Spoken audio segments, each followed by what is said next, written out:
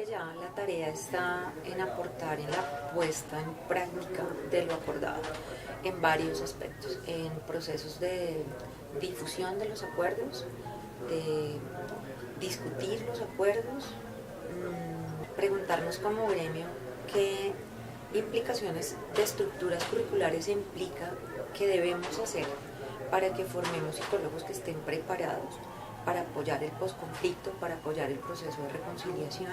Creo que ahí podemos aportar por ese lado, discutirlo como gremio, pensar en qué elementos podemos vincular en la formación de psicólogos y participar. Yo creo que ahorita hay unos escenarios importantes en varias instituciones, la estructura del país ha cambiado, existe la unidad de víctimas, digamos que en el marco de la ley de víctimas se consolidaron varias instituciones, varias estructuras en donde tenemos todo por decir, tenemos muchas cosas por hacer en los procesos de restitución de tierras y ahí estamos ausentes, ¿sí? Por ejemplo, si uno va ahí y la mayoría de los que están ahí son abogados, hay uno que otro antropólogo, pero psicólogos que estén apoyando todo el proceso que eso implica, no estamos, ¿sí? Voy a poner un ejemplo de lo ausentes que parecemos estar. En el Centro de Memoria Histórica, todos los ejercicios que se han hecho en construcción de memoria histórica, la mayoría de las personas que escuchan las historias, que las graban, luego los que van y toman las grabaciones y las van digitando para que luego otros tomen ese material y lo analicen, ahí ha sido, si hablamos del porcentaje, el porcentaje de psicólogos que han participado en esos procesos ha sido bajo. Pero pensemos además en otro elemento. Las personas que están recogiendo la información, las personas que luego se la pasan 8 horas diarias, 5 días a la semana, sentadas con unos audífonos escuchando las historias de vida de las víctimas de Colombia y donde está el apoyo psicosocial y la estructura de apoyo psicosocial al que toma la historia y al que se la pasa escuchándola y que solo la digita, porque son personas que igual se están viendo afectadas. Y ahí, por ejemplo, uno dice, ¿dónde está la estructura dentro del Centro de Memoria Histórica de apoyo psicosocial a su cliente interno, a sus propios trabajadores? Y uno dice, y hasta ahí hemos estado ausentes. ¿Sí? Entonces, por eso que hemos estado muy ausentes en muchas, tenemos mucho que decir. Si revisamos dónde estamos los psicólogos trabajando en aspectos que tienen que ver con lo ambiental, también estamos ausentes. Entonces, ¿cuál es la proporción de psicólogos que hace posgrados en temas relacionados con lo ambiental? Pues como no nos metemos allá, como no hablamos del mismo lenguaje de los ingenieros ambientales, como no hablamos del mismo lenguaje de los profesionales de esa área, pues entonces quedamos fuera del marco de tomar decisiones importantes donde nosotros podríamos trabajar, porque los ejercicios de participación ciudadana, que son muchos los que se hacen, y ahí es donde aparece de pronto el componente psicológico, entonces nos contratan como contratistas para que llevemos a cabo un componente social, pero otra vez, para que lo ejecutemos. En la medida en que hagamos trabajos en equipo con otras profesiones, vamos a descubrir qué podríamos hacer. Pero yo creo que ahorita estamos limitados por el desconocimiento, porque lo que podríamos hacer parece que no lo hemos descubierto, está por allá alejado, no hemos podido verlo.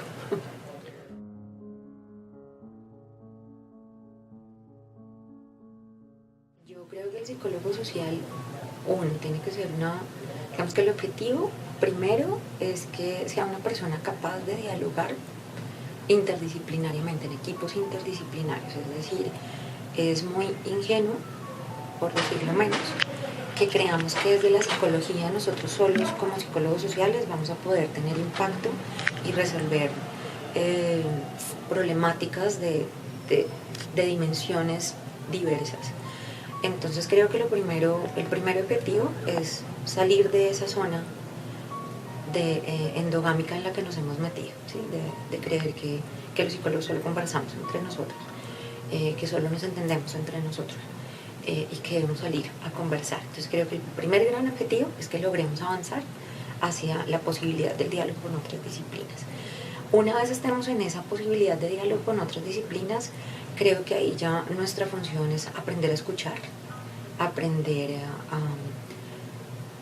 a dialogar, a construir conceptos más abarcadores, a entender que incluso desde las posturas donde se asume que la psicología es un asunto muy de lo intrasubjetivo, que incluso desde ahí, pues ese ser intrasubjetivo está en un contexto sociopolítico, económico, que no podemos desprenderlo de ahí. Así que sería ingenuo, otra vez por decirlo menos, situarlo ahí. Entonces que ni siquiera desde allá, que no se me ocurre cuál es la postura que lo haría. Creo que ninguna postura entiende al sujeto en sí misma, pero ya solo, creo que nadie lo hace.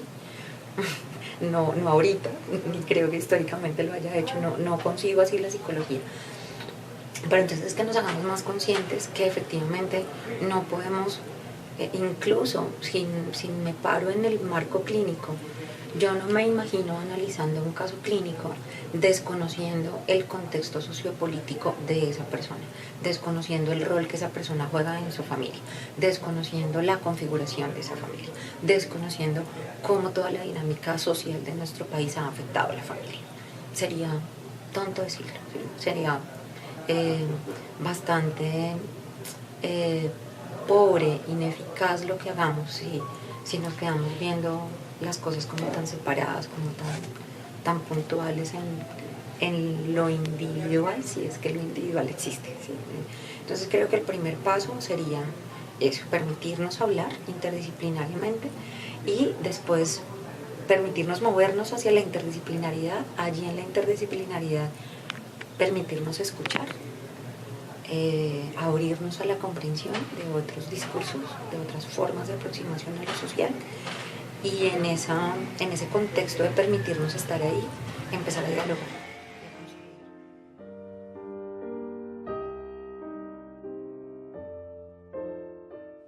Bueno, entonces digamos que en el escenario en el que estábamos pensando, en que la psicología social está en un contexto de la interdisciplinariedad, yo creo que hablar de memoria colectiva implica muchos elementos. La memoria colectiva implica, voy a hablar por ejemplo en el enfoque étnico. Cuando uno va a hablar de la memoria colectiva de los indígenas de Colombia, de los pueblos indígenas de Colombia, todo el equipo interdisciplinario es necesario que se sitúe allá, no desde acá, no desde mi investidura de profesional con mis conceptos legitimados por el título que tenga, o por los títulos que tenga, sino que nos debemos permitir estar desde allá, escuchar al otro, entender lo que el otro nos está contando.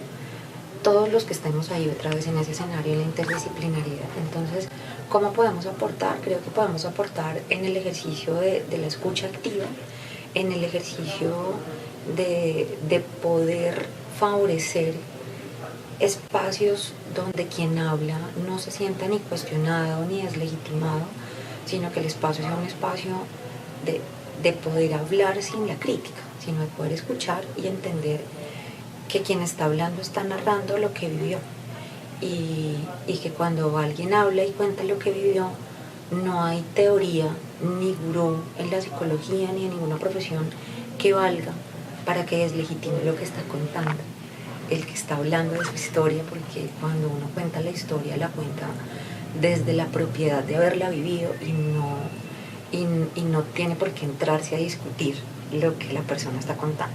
Así nos parezca que está haciendo relaciones ilógicas desde nuestra perspectiva, que está usando mal el lenguaje, eso ahí no debe primar. Entonces yo creo que no es un asunto de la psicología como tal, sino que todos los profesionales que trabajamos en ese contexto aportamos en la medida en que entendamos que la construcción de la memoria histórica, esa construcción se hace en la posibilidad de permitir que el otro hable y cuente lo que vivió tal como lo vivió, sin cuestionamientos, sin lecturas sesgadas desde tal lado. O sea, el asunto aquí no es escuchemos al indígena, ¿sí? Y luego nosotros vamos y analizamos esto desde nuestra sapiencia, nuestra gran sapiencia de profesionales, e interpretémoslo desde nosotros y desde nuestros conceptos, y luego publicamos el libro de la interpretación de lo que nos dijo el indígena y volvemos a interpretar lo que nos dijo el indígena. Entonces yo creo que la construcción de esa memoria histórica se hace respetando eso, aprendiendo a ser respetuosos con lo que el otro nos dice, más allá de las titulaciones. Yo creo que el título nos debe permitir respetar lo que el otro dice, y que el título nos debe permitir validar lo que dijo y publicarlo como lo dijo, sin creernos que nosotros debemos además darle una interpretación a eso. Eso no, ahí creo que hay un punto importante. No tenemos por qué hacerlo. Si usted lo quiere hacer en un ejercicio académico, con el Atlas T o en un ejercicio más hermenéutico, listo, hágalo. Pero si voy a construir la memoria colectiva no la construyo dando mi interpretación. La memoria colectiva la construyo cuando le permito al otro decir, contar su historia y que yo le permita además repetirla tal como él la está contando, todas las veces que quiera, en los escenarios que quiera, sin que sea cuestionado y deslegitimado en la forma como la está contando. Creo que ese viene a ser un papel importante.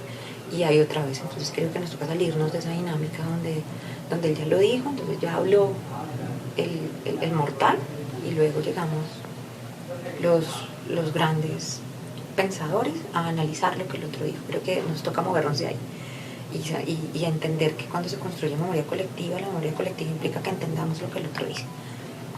Y ponía el ejemplo de los indígenas porque creo que tenemos una gran falencia. De hecho, si miramos en los informes que ha publicado hasta ahora el Centro de Memoria Histórica, el Centro de Memoria Histórica, lo digo con conocimiento de causa porque estoy apoyando el proceso en el que están ahorita, los informes, no hay un solo informe que haya un libro específico. Hay libros sobre violencia sexual, sobre violencia de género, sobre lo que pasó en el Salado, digamos que hay textos completos de diferentes momentos. No hay un texto sobre la memoria indígena, no hay uno. Ahorita estamos en el trabajo en todos esos documentos en donde se habla de lo indígena para recogerlo, que se ha hecho desde la UNIC para recogerlo, y un ejercicio que están haciendo bonito en el Centro de Memoria Histórica, que es hacia allá donde estaba apuntando, es cómo se refieren los indígenas a ellos como víctimas, porque resulta que las categorías de la victimización nosotros las estamos tomando desde el derecho internacional humanitario, desde los derechos humanos, pero esas categorías sí permiten el enfoque étnico cuando uno le pregunta al indígena, digamos que uno habla de un asesinato, entonces yo digo, este dato es de un asesinato y entonces esto entra en esta categoría, pero resulta que para el indígena ahí el asunto no es el asesinato, ¿a quién asesinaron? ¿Qué rol jugaba ese indígena en esa comunidad indígena? Era un gran sabedor y se quedaron sin el sabedor, y eso descompuso toda la población y ellos van a decir, aquí no somos víctimas de un asesinato, somos víctimas del desarraigo, somos víctimas de la imposibilidad de tener al sabedor que nos cuente y que nos diga cuáles son nuestras raíces, que nos hable de cuáles son nuestras formas de cuidado de la salud, que le cuente a los niños nuestros mitos y leyendas que hacen parte de nuestra cosmovisión y de nuestra ley de origen. Entonces yo no le puedo decir a eso un asesinato, sino que le tengo que llamar de otra manera. Y ahí otra vez volvemos a ese escenario del respeto, de escuchar a un indígena y dejar que sean las categorías de ellos las que prevalezcan y no las nuestras, impuestas desde otra perspectiva, y en el Centro de Memoria lo están entendiendo. Y ahorita están en el proceso de hacer un rastreo para identificar cuáles son esas categorías para que podamos acercarnos con enfoque étnico a los indígenas, porque no lo hemos hecho, ¿sí? Pero creo que es un proceso que se ha venido haciendo y que tengo la fortuna de estar ahí, pero curiosamente yo no estoy contratada por el Centro de Memoria Histórica. Los que están haciendo ese ejercicio son antropólogos, ¿sí? Yo estoy apoyando a mi amigo antropólogo tras bambalinas porque hemos hecho un buen enclave de un ejercicio de diálogo entre los dos. Entonces me dijo, me gusta lo que tú haces, hagamos el ejercicio de los dos. Pero ¿a quién contrató el Centro de Memoria Histórica de Antropólogos? Y entonces ahí volvemos con la pregunta, ¿dónde estamos los psicólogos? No estamos.